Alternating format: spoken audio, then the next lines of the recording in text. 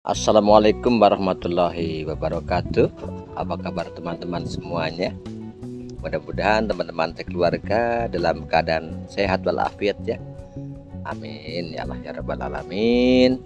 Sebelumnya terima kasih teman-teman telah berkenan hadir di channel saya.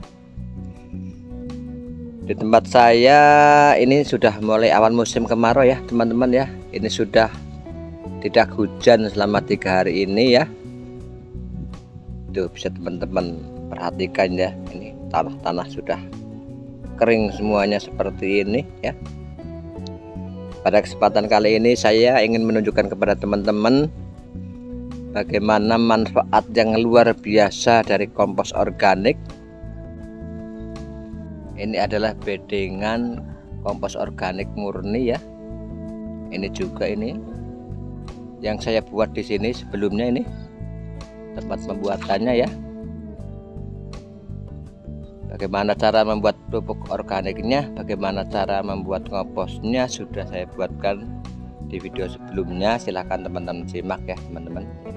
Pada kesempatan kali ini saya akan menjelaskan kepada teman-teman manfaat luar biasa dari kompos yang tidak bisa digantikan oleh pupuk kimia manapun ya teman-teman ya.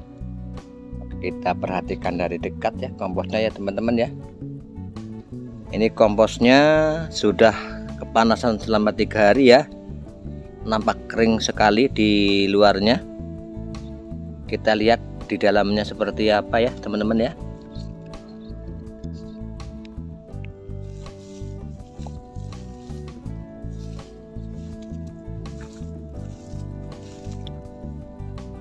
Oke teman-teman perhatikan ya.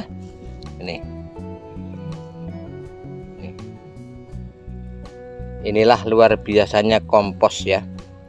Ini tuh teman-teman perhatikan tuh.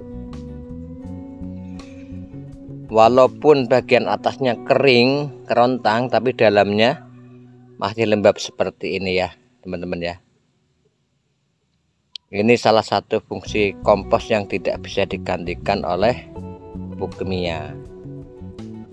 Ini kalau diperas ini masih keluar airnya hanya berapa tetes saja. Oke teman-teman, kita bandingkan dengan tanah yang sama sekali tidak ada komposnya ya teman-teman ya.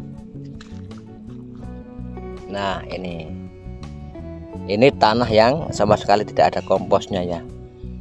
Ini dari atas terlihat kering, kita lihat dalamnya itu ya, dalamnya pun kering kerontang seperti ini. Ini tentu sangat tidak baik untuk tanaman kita. Kemudian manfaat yang kedua dari kompos ini ya, yang tidak bisa didapatkan dari pupuk kimia. Jika kita rutin menggunakan kompos ini untuk menanam tanaman kita, lahannya akan menjadi semakin gembur. Dengan tanah yang gembur, maka perakaran akan mudah tumbuh, akan mudah berkembang di dalam tanah, akan lebih leluasa mencari makanan. Oleh karena itu kebutuhan tanamannya akan tercukupi. Dengan demikian tanaman akan tumbuh dengan subur dan sehat. Sebaliknya, jika kita terus-menerus menggunakan pupuk kimia, pasti teman-teman sudah pengalaman lah ya, bahwa jika kita menggunakan pupuk kimia terus-menerus, tanah akan menjadi semakin keras ya. Tanah akan menjadi semakin padat ya. Tuh, tentunya itu sangat tidak baik untuk tanaman kita ya. Karena sebaik-baik tanaman adalah ketika tanahnya itu gembur. Kemudian manfaat yang ketiga ya teman-teman ya, jika kita menggunakan pupuk kompos sebagai dasaran, maka kompos ini akan menjadi tempat tumbuh dan berkembangnya mikroba-mikroba positif di dalam tanah ya. baik itu jamur Trichoderma, Gylocaldium maupun bakteri-bakteri positif akan bisa tumbuh di sini ya. Itu artinya kompos secara langsung bisa mengembalikan sifat biologis tanah ya, bisa menjaga keseimbangan ekosistem di dalam tanah. Itu juga sangat baik untuk pertumbuhan dan perkembangan tanaman itu sendiri ya teman-teman ya. Itu manfaat yang ketiga yang tidak mungkin diperoleh dari pupuk kimia. Kemudian manfaat yang keempat ya teman-teman ya, dengan menambahkan kompos ke dalam lahan kita, rutin kita tambahkan kompos di dalam lahan kita, keberadaan bahan organik di dalam tanah ini akan menjadikan pH tanahnya menjadi selalu netral ya. Ini tentu sangat penting bagi tanaman ya, karena ketika pH-nya netral maka penyerapan unsur hara yang ada bisa berjalan dengan baik. Sebaliknya, dengan terus-menerus menggunakan pupuk kimia ya, seperti sudah diketahui, kebanyakan pupuk kimia itu akan menurunkan pH tanah ya.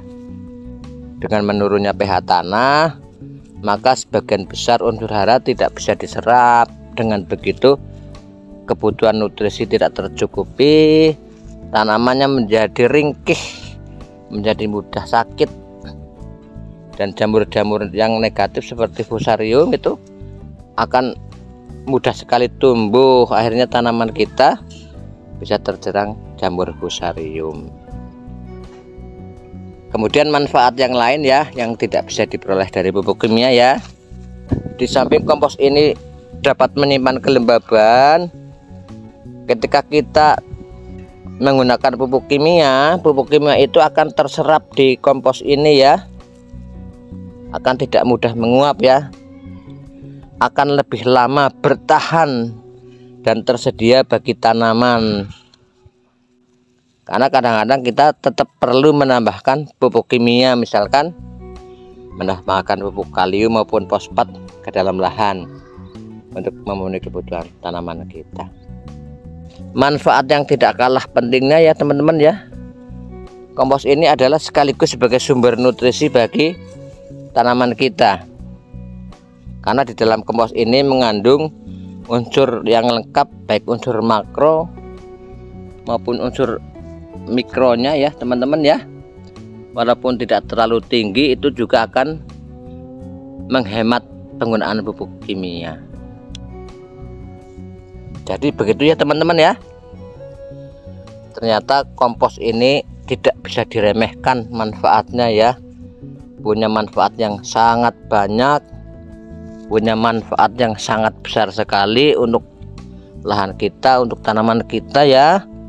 Dan manfaat-manfaat tersebut tidak bisa digantikan oleh pupuk kimia ya. Oke, begitu ya informasinya pada kali ini ya teman-teman ya.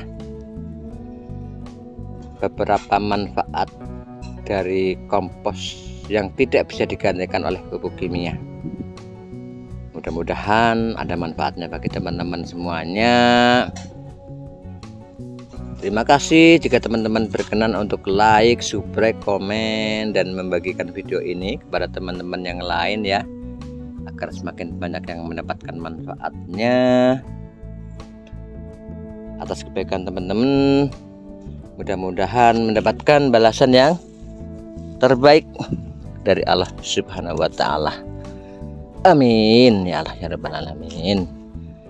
Pasti ada kesalahan, ada kekurangan dalam video ini, semata-mata karena keterbatasan dan kekurangan saya sendiri. Saya benar-benar memohon maaf ya teman-teman. Sampai jumpa di konten yang lain. Billahi taufiq wal hidayah. Assalamualaikum warahmatullahi wabarakatuh.